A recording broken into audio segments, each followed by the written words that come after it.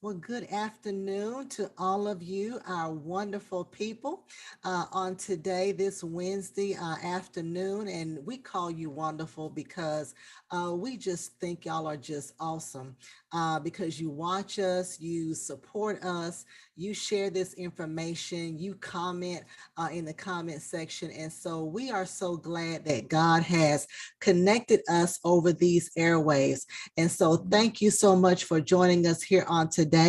Welcome to all of you who are on Facebook. Hello to our YouTube family, our Twitter family, our Instagram family. If you're watching us through the My Sunday app, welcome on today. And just welcome to our Winning Wednesday, where we are all winners. And so even if on today you don't necessarily feel like you're a winner, hopefully after today's segment, you will. So we have some great information on today. Make sure you tag 5 people. Pastor upped it yesterday. So you need to tag 5 people in the broadcast. So if you're on Facebook, do the @ then put the person's name. Do that to 5 different people. Make sure you text 5 people on today because we're going to have a great discussion. And I was thinking back all this month, we've had some really great speakers, really great topics.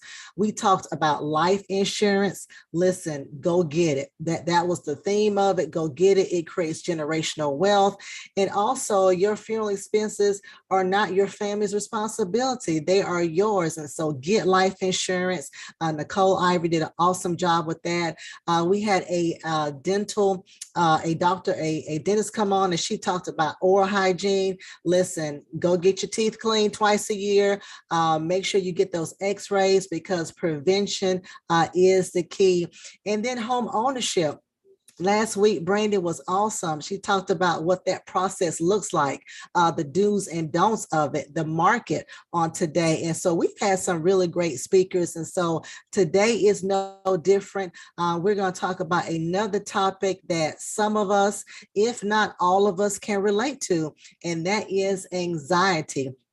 And I was actually looking at an article the other day that said that anxiety is the most common mental illness. I did not realize that, and that it affects over 40 million adults. And so, even though it is highly treatable, only a small percentage really try to get the help that they need. And so, we're talking about this on today because there's so many things that are going on in this world that can cause us to be just a little anxious. Of course, we have, COVID. There's a new variant that's out now. There's death is all around us. There's so many people who have passed. And so it can cause you to kind of be anxious. Some people have just received diagnosis of illnesses, and then if you say, well, that's not me, maybe there's some other things that are in your face that may be causing you to be anxious. You're in school, maybe getting ready to graduate, getting ready to go to the next level. Maybe things on your job are causing you to be anxious, maybe family members, whatever it is. We all have something in our lives that may get us off track. And so on today, we have a very good friend of ours, Miss Valerie Wilson. She's going to talk to us about anxiety, maybe give us some pointers, some tips on how to address it. And then also, if you need something further, she can help you get that help that you need. And so we have Miss Valerie Wilson on today. She is a licensed professional counselor at Refined Mental Health and Wellness there in Arizona. And listen, if you're here in Birmingham or Georgia or Texas or wherever, and you think, well, I can't fly to Arizona, don't worry. She's going to tell you how she can meet with you via Zoom. So there's all kind of ways you'll be able to meet with her, and she's going to help us on today. So I introduce to you all Valerie Wilson. Hey, Valerie. Good morning. Good morning, Lady Pam. Thank you so much for having me. And thank you for bringing up all of those different points in terms of what we have to deal with on a daily basis. One of them being COVID, another one, the inflations that we're experiencing with gas prices and groceries, and even with the war that's happening across the country that we think may not affect us, it truly does. It is devastating to see the lives that are lost in that experience. And even, like you mentioned, death even present with us in our everyday lives, and we're losing people who we thought we would have a lifetime or longer years with. And so, yes, all of those things do create some anxiety. And then on top of that, you have to think about what getting life insurance is going to look like in future. If you suffered a job loss during this season of COVID, then that might look bleak to you in terms of having the capability to do that, or even buying a home. Mortgage prices escalated as well, and so the reality of that were look very different than it did a couple of years ago. Mhm. So I would love to dive into anxiety. This is one of my areas of specialty. This is an area also that I will be vulnerable and admit that I have struggled with since my youth, and have implemented some skills and strategies to work through my own anxieties. Doing this today with you, Lady Pam, is a miracle to me because it used to be pretty uncomfortable for me to even sit in front of a camera, to even talk in front of a camera. Over the years, that's gotten a little bit easier. Well, I would say a lot easier. All credit to God for that, and all the different tools and strategies that He helped me to tap into. So I want to be able to share those same tools and strategies with you all, and hopefully you'll find that to be helpful. Awesome. So the first thing I want to to mention is this scripture that is often quoted. It's found in Luke chapter 12, verse 25 through 26. It says, "Who of you, by worrying, can add a single hour to your life?" Since actually, I need to share my screen with you all so that you can at least see it and follow along. Can you see my screen okay, Lady Pam? Yes, it's perfect. Perfect. So the scripture says, "Who of you, by worrying, can add a single hour to your life? Since you cannot do this very little thing, why do you worry about the rest?" I want to kind of make some interpretation, or try and unpack this a little bit. In this very moment, there are different things that I have to attend to after I meet here today. There are some things of emergency that I have to attend to. And while those things of old times in years past, I would probably be very distracted in this moment, and I would not be able to focus in this very moment, given that those other things are present. And I used to deal with intrusive thoughts. So intrusive thoughts will have all of those different things that I need to tend to going through my mind in a space where I really need to focus on being present in this moment. And so, since those things have their own challenges and their own troubles, I need to be able to focus in this space, because there's nothing that I can do about those things at this time. But when we attempt to do that, to give attention in things that we cannot affect change, it only takes away our energy. It distracts us from doing the things that we need to do in the right now. And so it just wears you out to the point that you might not even have the energy to do what you need to do regarding those things later. So I think this is the perfect scripture that I would like to have you to think about as I go through the material. Remind yourself at times where you feel overwhelmed by the different things in your life to be present in this moment. As I put this PowerPoint together and had other things going on around me, I needed to sit in that space. I wanted to be able to put something in front of you that would be beneficial and useful, but had those other things come into play and start distracting me, I would not have been able to put this PowerPoint together. And so essentially that leaves things undone. So let's talk about some of the common symptoms that you can experience with anxiety. You may wonder, do I deal with anxiety? What does that even feel like? And so some of the things that you want to kind of assess with yourself is if there are different moments where you feel like your heart rate is increasing. Let's say, for instance, before a presentation, like today, a public speaking event, kids going off to college, or any major event that's occurring in your life. Do you experience these symptoms?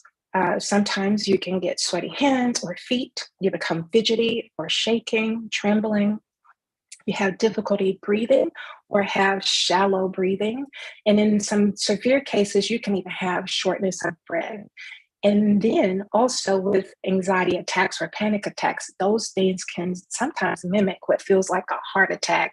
And so doctors have had their patients show up at the office or at the emergency room thinking they are having a heart attack when in actuality, they're having an anxiety attack. Again, the intrusive thoughts that I was talking about, you may wonder, like, or maybe you haven't heard this term, but the way that you can begin to think about this term intrusive thoughts is paying attention to those what if messages. For example, what if I fail at this speaking engagement? What if they don't like me? What if I make a mistake? What if they judge me? If your internal messages are starting with what if, or are trying to figure out what the outcome is going to be, when it takes you away from the present moment, you're probably dealing with some anxiety. So I put one of the coping strategies here at the very beginning when I'm going to talk about it a little bit later as well. One of the things I tell some of my patients is to be mindful of your body. So increasing body awareness would be ideal in this situation. And so here we go to anatomy class. Our body naturally presents or produces cortisol, and it naturally produces adrenaline. And both of those things are called stress hormones. And when stress hormones are released into our body, it's designed for us to either fight or flight. So there has to be a presenting threat or something that is presenting itself that you need to get away from. Once you've gotten away from that particular thing, the body then regulates itself. However, with overwhelming stress or being in a space where you're worried and anxious about all the different things that occur in your life, that produces overwhelming cortisol and adrenaline in your system. And to be exposed to these stress hormones over a long period of time, you can begin to see some of these other things take effect, like heart disease, high blood pressure, high blood sugar, digestive issues, nerve problems, anxiety, depression, headaches. So pay attention to, different things that's going on as well in your body. How do you feel when you feel anxious? Do you tense your body in certain parts? I remember a time where I was driving and I would be clenching the wheel, not even realizing how nervous and anxious I was in traffic. I remember also clenching my thighs and my glutes at the same time. And I had to talk myself through that process. Relax, take a deep breath, and let go of the wheel. Relax your thighs, uncurl your toes, all of those different things. So being aware of how anxiety registers in your body will help you to be also more aware of what you need to coach yourself to do. Some people I see, did you have a question, Lady Pam? I did, but I'm gonna let you finish that. Okay, all right.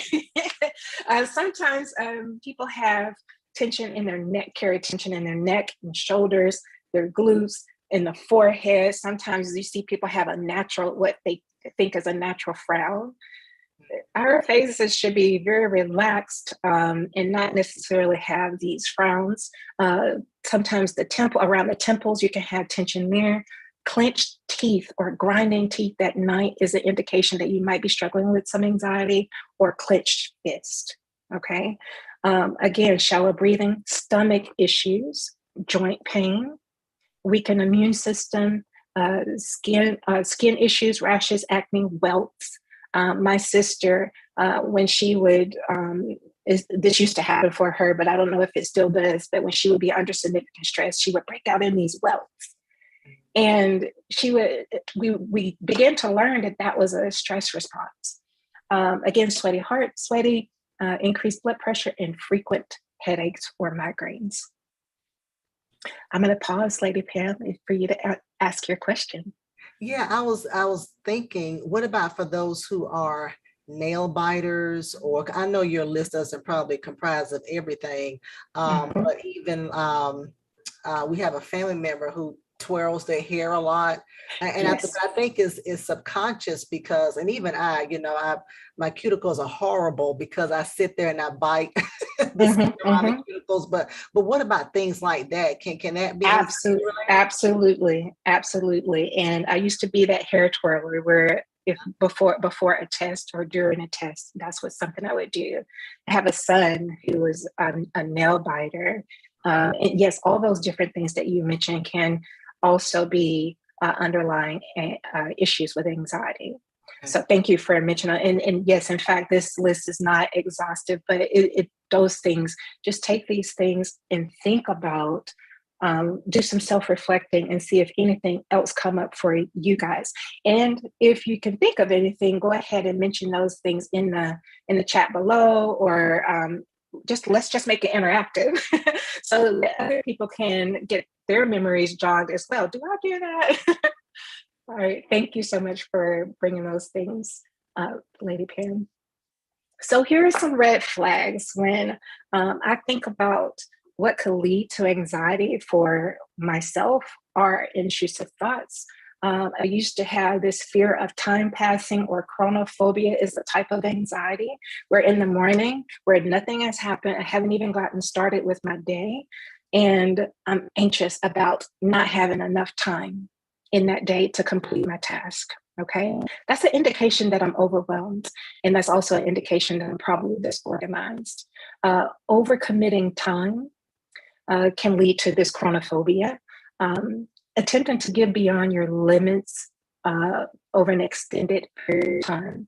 There is a such thing as sacrifice. And sometimes we step beyond our boundaries to do a thing for a person out of the kindness of our heart. But when you're doing that on a regular basis, that is a red flag, because you're probably going to begin to start experiencing some anxiety for for feeling compelled to step into that space as often as you do. Difficulty saying no to others.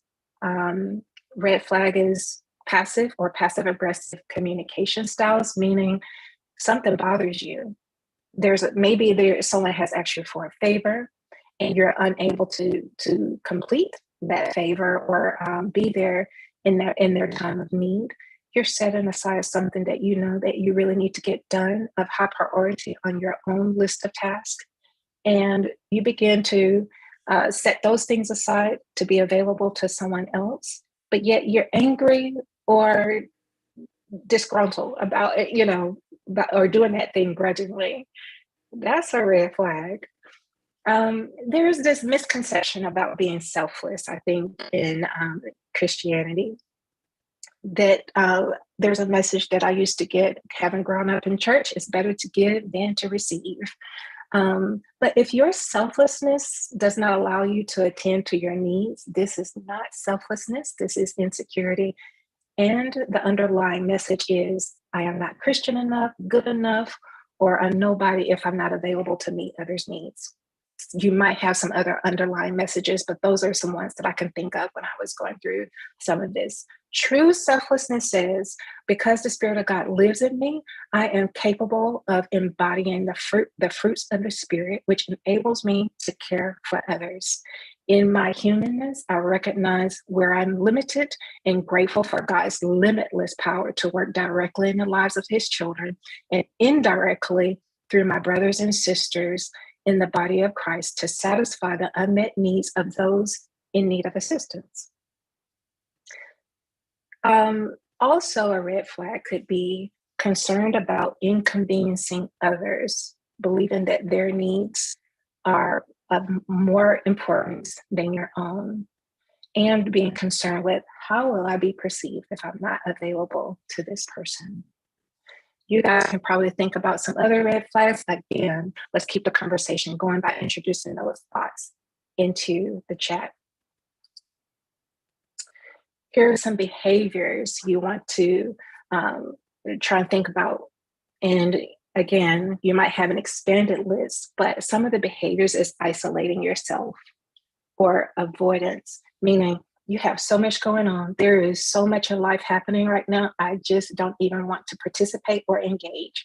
And you just step away, you go off the grid in a very unhealthy way without completing your task.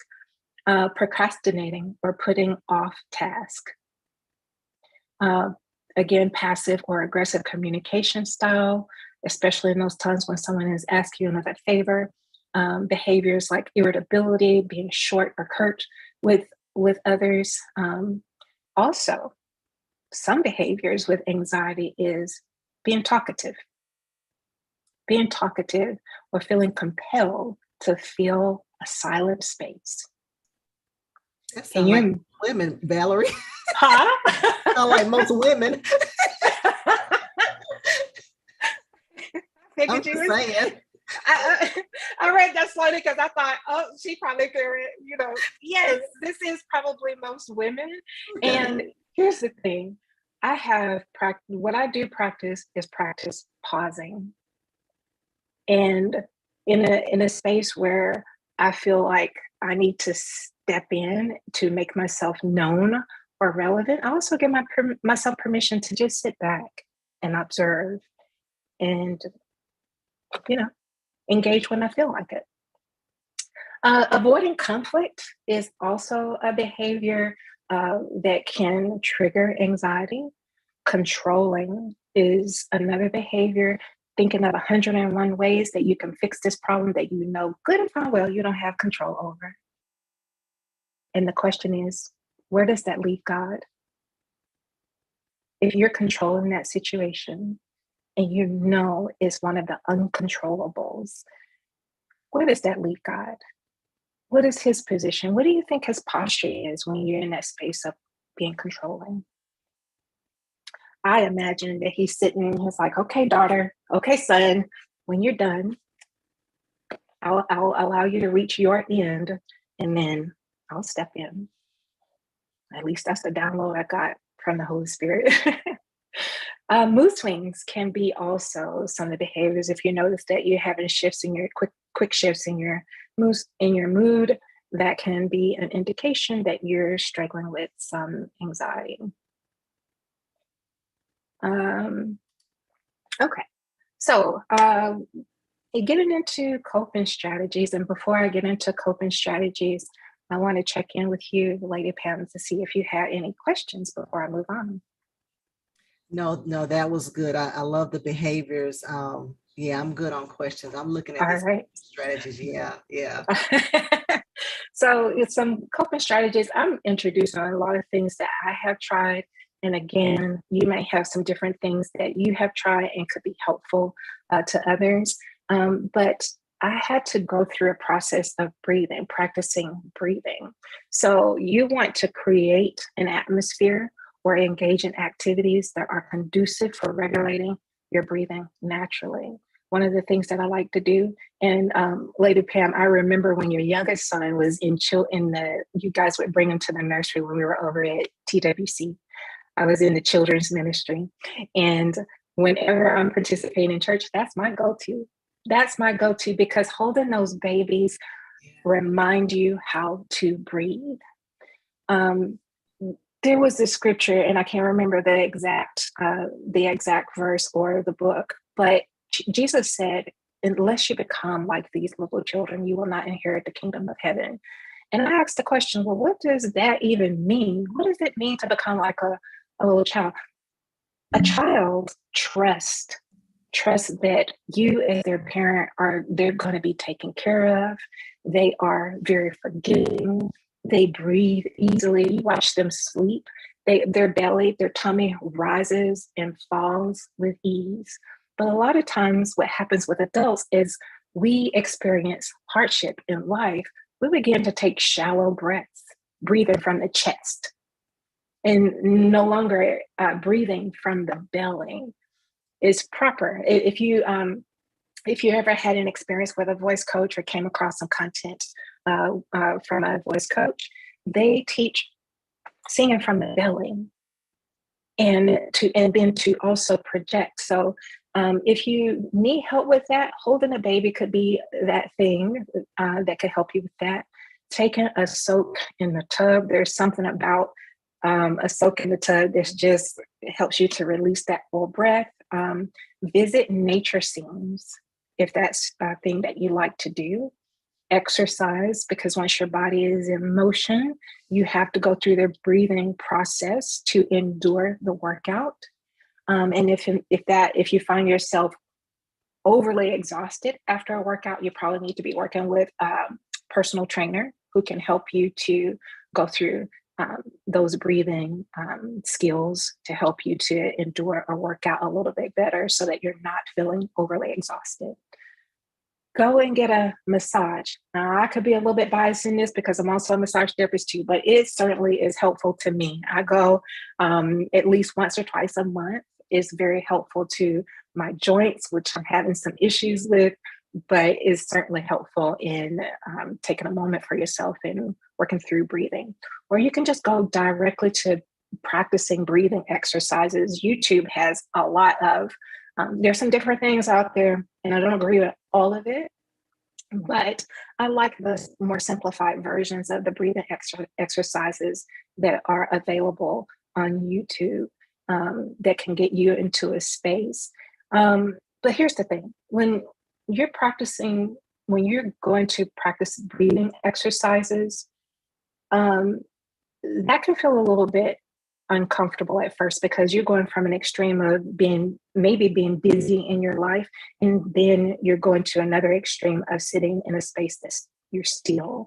So you may have to start out with 5 minutes, 10 minutes, and increase it over time. But it's going to feel a little bit uncomfortable. You might even get in the headspace of feeling guilty for not being productive, but in actuality, you are. You're being productive in caring for yourself. You can even feel a little bit restless in that space, but I would challenge you to lend yourself to that space over and over again until it feels a little bit more natural and a little bit more comfortable. More self-care. So more coping strategies, self-care. This picture you see here is a very nice spot that I found over in Santa Cruz, California. And I just got back from this trip. This was a solo trip that I take once a year. And it is for the purpose of dumping those things that's on my plate that I cannot control. For me, the visual is casting those things out to sea and allowing God to deal with those things that are outside of my control. It's also representative of a space where I can grieve because I had not been able to, find a still place, after all the different things that I experienced in this past year, business changes, death in the family, school, all of those different pressures. I had to sit still. So I took a 4-day trip to Santa Cruz to be alone. And there are times throughout the year I'll go on vacation with my family and with my husband, but this one was designed just for me. I wanted to be very intentional about how I utilize this space. And this was the sweetest spot. This was a bench on the cliff, and I just sat there most of the day, just crying out to God. So it is important when you're doing self-care that you unplug and rest without guilt. Treat you. You are deserving of the same energy that you give to other people. And if you're not giving that to yourself, that is what we call self-abandonment.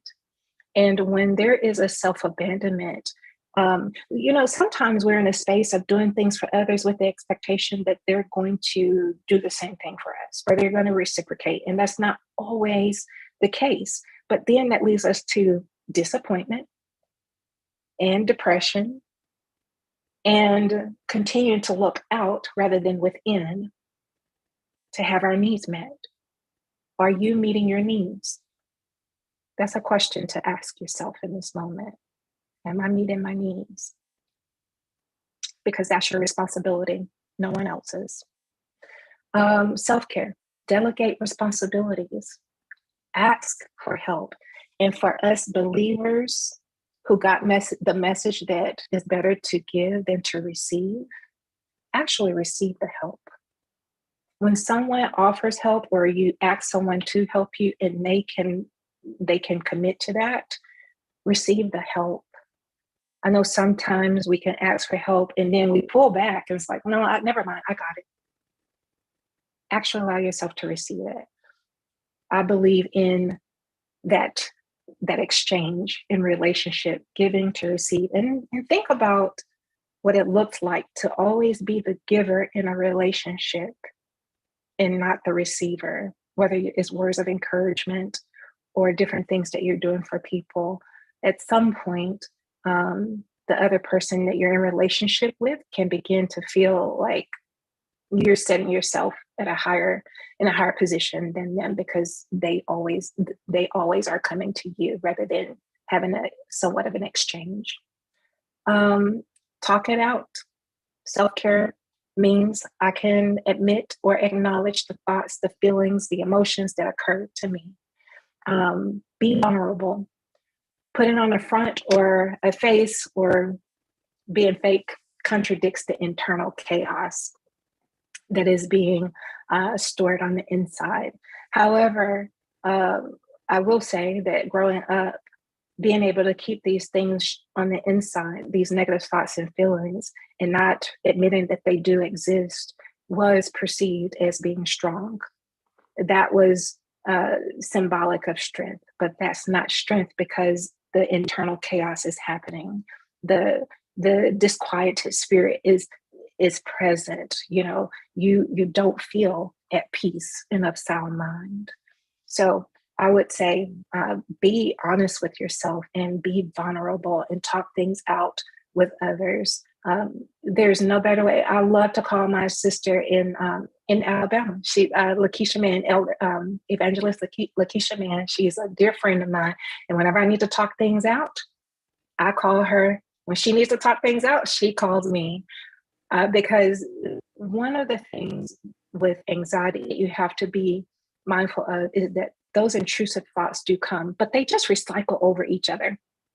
They just recycle. It's the same information repeated in different ways. But when I talk it out with someone, I can get new perspective or new ideas and be able to work towards a solution. Be willing to let go of what you cannot control. This may require you to grieve and move towards accepting the thing you cannot control. My example from my own personal life is choices that my adult children make. I can't control that. And I can give them suggestions. I can make recommendations. I can give them different strategies. I can give them different tools. But when I open my hand to give, it is up to them to take it or leave it. I cannot demand that they take it or leave it. So get in the practice of casting your cares on the Lord, because he truly cares for us, according to 1 Peter chapter 5, verse 7. Another self-care strategy is something I've implemented as well, is setting boundaries, whether this is with people or settings that trigger anxiety. Determine the limits of your patience and your tolerance, and be willing to not extend yourself beyond that point. And check your motives. So motives, I would say motives with an agenda is this: having an expectation or demanding that others reciprocate, seeking approval, recognition, or to achieve status or acceptance. When these things are not satisfied, the person anxiously search out other ways to have these needs met, or they become resentful. So when you give to give. It's the same is true with tithes. When you give of your time, give to give without the expectation of getting anything back. And when you feel that you have given out and you don't have anything left to give, steal away to a space, get filled back up, and then give from that place. All right. Moving on. Another coping strategy that I like to utilize is journaling, but journaling with a purpose versus freestyling. Now, journaling, freestyling that's good and acceptable. There's no wrong way to do it. I like to journal with a purpose, and that often involves some self-check-in questions. And I'll show you those self-check-in questions I like to ask myself there on the next slide. But journaling with a purpose, a lot of times we're dealing with situations that causes us anxiety. So the way that I like to work through it is, what is the situation? What boundaries do I feel were violated, or what seems to be out of my control? Acknowledge the negative thoughts and feelings without judgment or making excuses for others' behaviors, such as, I shouldn't feel this way. The moment you start resisting that those negative feelings are there because you want to be strong, quote unquote strong, the moment you start resisting that those negative thoughts and feelings are there is the moment that you can begin struggling with anxiety. That can trigger anxiety. So instead of resistance, embrace those negative thoughts, process them, get information from them. Whenever I have negative thoughts and feelings and emotions, they're there to give me information. Okay, producing this PowerPoint or gathering information for this PowerPoint. I was feeling a little bit anxious. What am I feeling anxious about? Well, I have a lot of information in my mind. It kind of feels disorganized. How do I want to lay it out? So I sat with myself and it's like, okay, I like to present it in this particular order. I went through a whole process, but that actually came from anxiety. It gave me information about the things that I needed, what I wanted to present. So I allowed it to take me into a space where I can gather more information and create a plan to put this PowerPoint together. Now, where it would have been unhealthy, where the anxiety would have become unhealthy is procrastinating. That's something I used to do. When I become anxious about a project, I would then put it off. It's like, I don't want to deal with it right now. I can't do this. What if it didn't come out right? And then the anxiety began to dictate my behavior, my actions, and my thoughts or my feelings. And it dictates my mood. So anxiety, let's go ahead and normalize that because that does happen for most people, and it's okay. The thing is that you want to make sure that you're filtering it for information and not allowing it to dictate. Look at the underlying messages that come with those thoughts and feelings and challenge them. Are they true? Challenge the negative thoughts by putting them on trial. See yourself in a courtroom situation, visualize yourself in a courtroom situation, and you're talking to these negative thoughts. You say this about me as a person, but where is your evidence? And as the prosecutor, you should be gathering evidence to discredit the underlying messages. And a good hint is go to scripture. What does God say about you? Or what has God done for you? Remembering his promises and remembering what he has done. Also, when you have these negative thoughts and feelings, filter it for what is in your control and what is not. And be willing to let go of those things that are not in your control. Also, one of the things that I like to ask myself whenever a situation has presented itself, where I feel like, especially when my boundaries have been violated, I process what I'm thinking, what I'm feeling, but I also ask myself, could this be anything other than what I perceive it to be? I mean, I want to put myself in a space where I just don't have tunnel vision, thinking about how only I perceive it. I want to think about it from different angles. And then as you do journal, you can turn that journal entry into a prayer.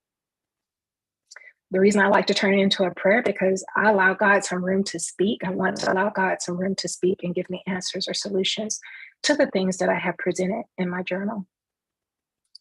And here are some self-check-in questions that I like to process through. How am I feeling? What is not working for me? What is working for me? What do I need? What am I proud of? And what can I let go of?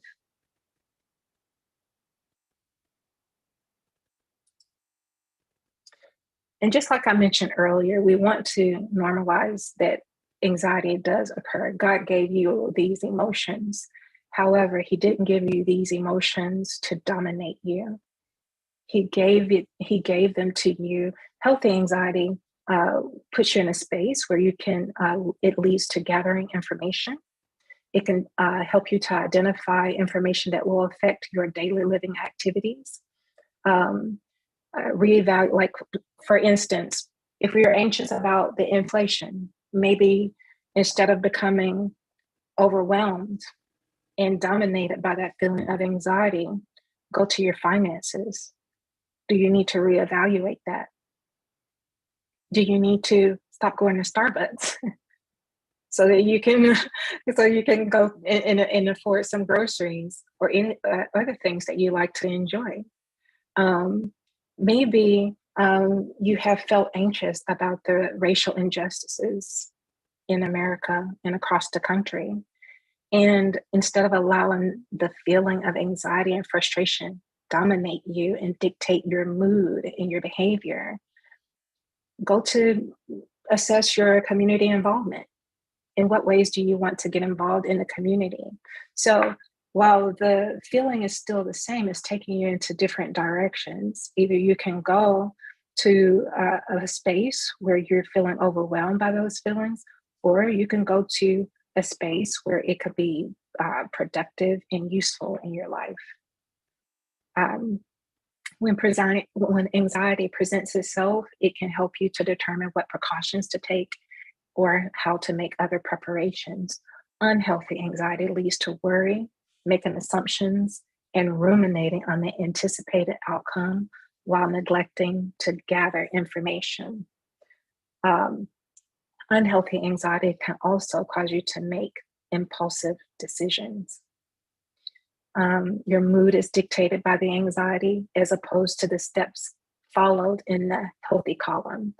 It consumes your time. It consumes our time to sit in a space and continue to have so much dialogue around racial injustice and not take action.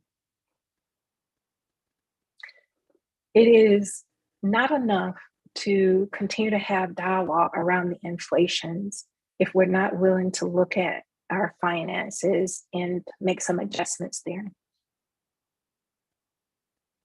So what I'm saying to you is that your anxiety may be trying to give you some information that you actually need and to act on, or maybe not act on. So that's why I wanted to kind of normalize it, break it down into a healthy and unhealthy column. I know I've done presented content on anxiety before and had not presented it in such a way, but I think that would be very helpful for you to look at when you do experience anxiety. So the very last slide, or the slide prior to the last, I put some self-help material that I've used over the years, some books, one of them, The Bondage Breaker, The Anxiety Cure, Telling Yourself the Truth, and A Return to Love by Marianne Williamson. All of these different books have played a part in my life in helping me to regulate anxiety. So to become skillful at managing anxiety will require you to be intentional with utilizing resources and strategies that can aid your process. You will have moments when you do not feel like going to the mental gym, is what I call it. The mental gym requires you to get up and do the work. But remember that peace personified and sound mind personified relies on you to put anxiety in its place. Otherwise, peace and sound mind, become the sacrifice.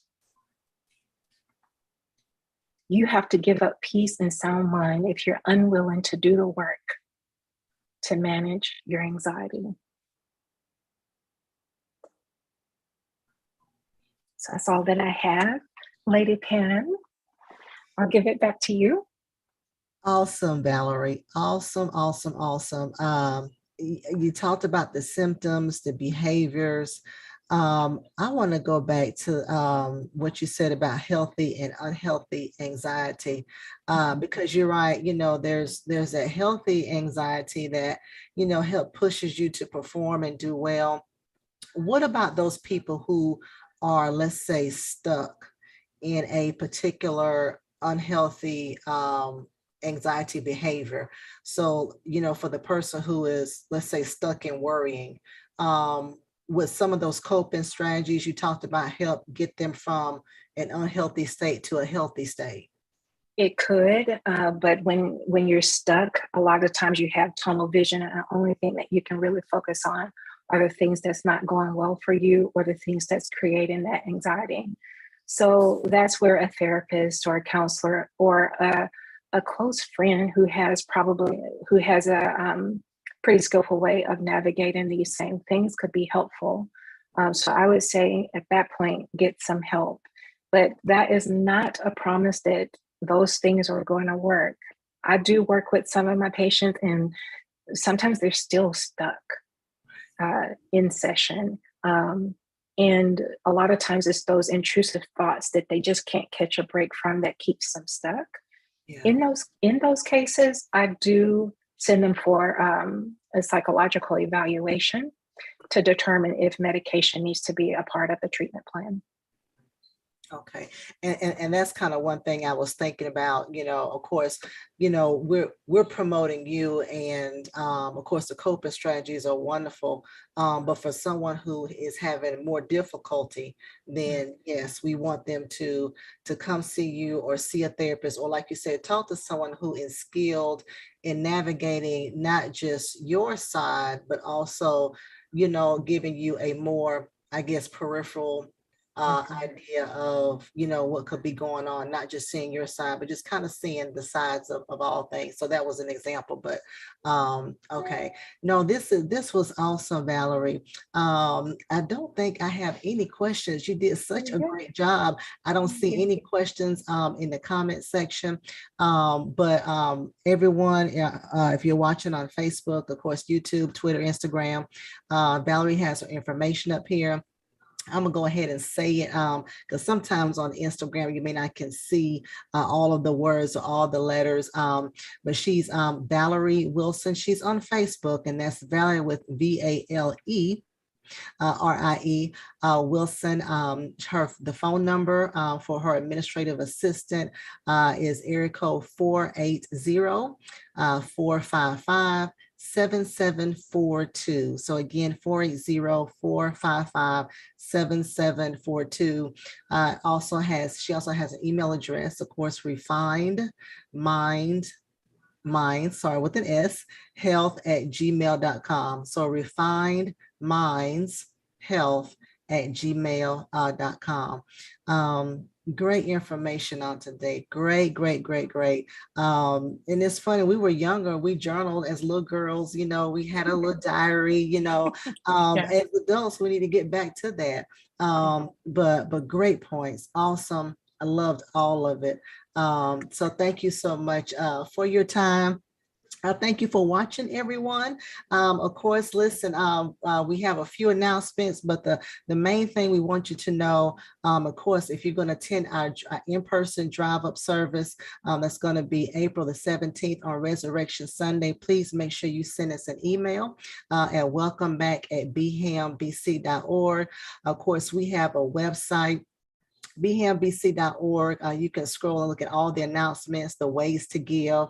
Our small group is having a break for right now. We're going to resume that back on the first part of April.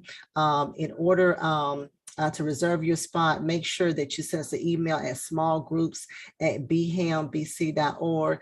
We have a Facebook page, we have an Instagram page, so we have a ton of announcements there about the singles group that we're starting, the married couples group that we're starting, the Timothy class groups that we're starting. That's for people who want to learn how to teach and study the Bible.